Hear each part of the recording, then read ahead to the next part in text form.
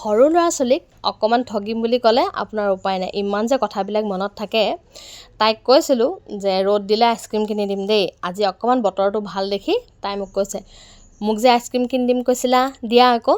উপায় নাই, সেইকাৰণে ভাবিলোঁ ঘৰতে বস্তুকেইটা আছিলে, যিহেতু মই কেক বনাওঁ, হুইপ ক্ৰীমো আছিলে, গাখীৰ, আম, এইবিলাক সকলো বস্তু আছিলে কাৰণে মই বোলো মেংগ' আইচক্ৰীম তাইক আজি ঘৰতে বনাই দিওঁ। এইখিনি মই মেংগ' পাল্পখিনি উলিয়াই ল'লোঁ আৰু হুইপ ক্ৰীম লৈ লৈছোঁ আৰু লগতে ধুনীয়াকৈ ফিটি লৈছোঁ। আৰু গাখীৰখিনি দেখিছিলে নহয়, চেনি দি পেলাই মই উতলাই ঠাণ্ডা কৰি লৈছোঁ।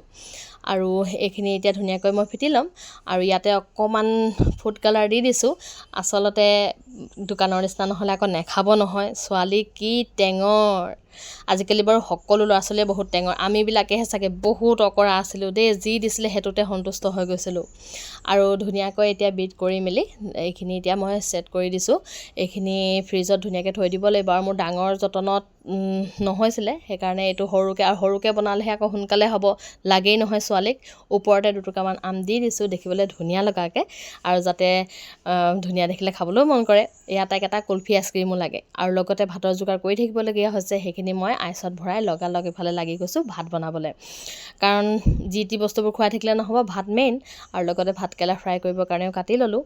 আৰু ইফালে ভাত চাত হৈ গ'ল, ভাত চাত খাই উঠালৈকে নৰৈ মুঠতে লাগি। কোনে বনাই দিলে এইটো? মই বনাই দিলোঁ।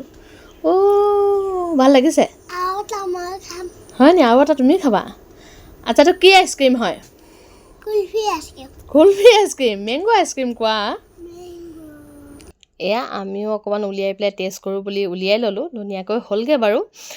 কেতিয়াবা আপোনালোকেও ঘৰত বনাই খাম বুলি ক'লে বনাই খাব পাৰিব দেই। ঘৰতে বনালে অকণমান হাইজেনিকো হয়, সেইকাৰণে খালে খাব।